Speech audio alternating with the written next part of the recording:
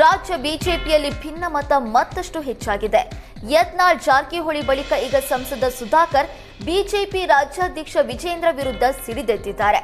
ಚಿಕ್ಕಬಳ್ಳಾಪುರ ಜಿಲ್ಲಾ ಬಿಜೆಪಿ ಅಧ್ಯಕ್ಷ ಆಯ್ಕೆಯಲ್ಲಿ ತಮ್ಮನ್ನ ಪರಿಗಣಿಸಿಲ್ಲ ಅಂತ ವಿಜೇಂದ್ರ ವಿರುದ್ಧ ಸಂಸದ ಸುಧಾಕರ್ ಕಿಡಿಕಾರಿದ್ದಾರೆ.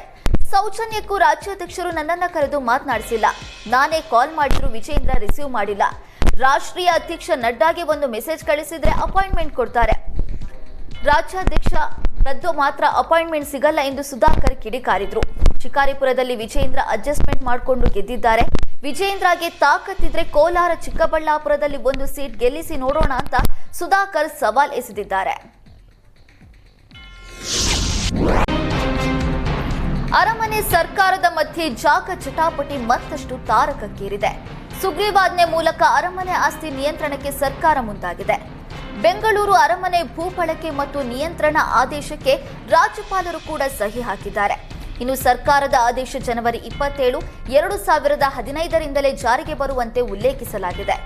ಇನ್ನು ಈ ಸುಗ್ರೀವಾಜ್ಞೆಯಲ್ಲಿ ಯಾವುದೇ ಮೂಲಭೂತ ಸೌಕರ್ಯಕ್ಕೆ ಭೂಮಿ ಬಳಸೋದು ಸರ್ಕಾರದ ಹಕ್ಕು. ಅರಮನೆ ಜಾಗದ ನಿಯಂತ್ರಣ ಕೂಡ ಸರ್ಕಾರದ ಸುಪರ್ದಿಗೆ ಅಂತ ಉಲ್ಲೇಖಿಸಿದೆ. ಇನ್ನು ಬೆಂಗಳೂರು ಅರಮನೆ ಮೈದಾನದ ಟಿಡಿಆರ್ ಪ್ರಕರಣದಲ್ಲಿ ಅಧಿಕಾರಿಗಳ ರಕ್ಷಣೆ ಮಾಡೋದಕ್ಕೆ ಮುಂದಾಗಿದ್ದು, ಅಧಿಕಾರಿ ವರ್ಗದ ವಿರುದ್ಧ ಯಾರು ಸಿವಿಲ್ ಕ್ರಿಮಿನಲ್ ಮೊಕದ್ದಮೆ ಹೂಡದಂತೆ ಇದರಲ್ಲಿ ಉಲ್ಲೇಖಿಸಲಾಗಿದೆ.